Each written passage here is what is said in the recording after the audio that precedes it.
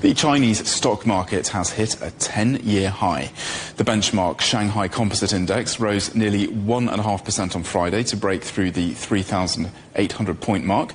The tech-heavy Star 50 index jumped more than 8.5%. While several Chinese semiconductor stocks rose to hit the 20% mark daily limit as optimism grows that more chips used in China will be produced domestically. The A-share Chinese mainland market opened the week on a record $14 trillion, and it's been riding high since then.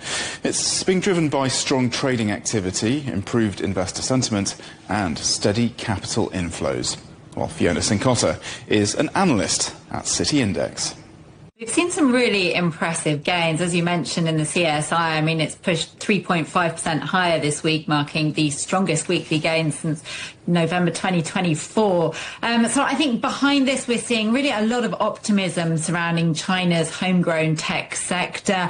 AI firm DeepSeek have announced or released their V3 AI model, which is supported by domestic semiconductors. So a lot of optimism surrounding that. And we've seen the CSI semiconductor index is up some 9.5%. So that's where we're seeing a lot of those gains come in, obviously with AI stocks as well performing well. In addition to that sort of optimism surrounding semiconductors, the homegrown tech sector, we're also seeing that rotation really out of US tech sector. So I think that's playing into it as well. And then also over in China, we're seeing that sort of that rotation as well out of bonds into stocks, which is helping the mood as well. And Fiona, there's been a bit of a divergence, hasn't there, between Chinese mainland stocks and the Hang Seng index in Hong Kong. Why the difference?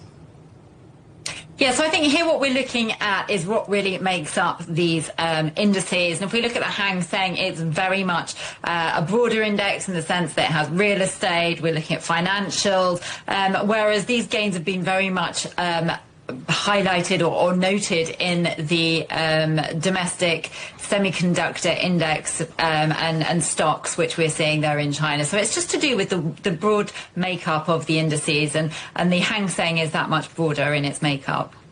Yeah, and so remaining a bit flatter.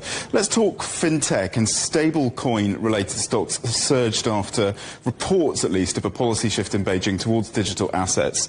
How significant is this policy change for investor sentiment, Fiona? Really important, because it really does mark quite a pivotal point from that 2021 ban of cryptocurrencies. It does really suggest that we're seeing Beijing looking to modernize, looking to internationalize its currency through the use of stable coins. I do think this is a really, really interesting development, one we should be watching closely, because it does also suggest that maybe we're seeing this a move by Beijing looking to get more onto the international stage, which I think this is what it could be achieving while still keeping control of its currencies.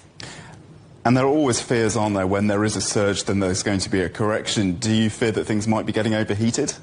There is a potential for things to get hot, and you know, often what we do see as well, though, when things run hot technically, so when we see charts move into what we call overbought territory, we can then see sort of more of a consolidation pattern where we just see a sort of softening out of that rally, but that doesn't necessarily mean that we have to see a complete crash afterwards. As I said, there are quite a few supportive factors behind this rally, so it's not necessarily running on hot air at all. And I think if the numbers from these semiconductor companies and AI start to support the run higher, then I think there is a potential for us to see this rally remain solid over the coming quarters.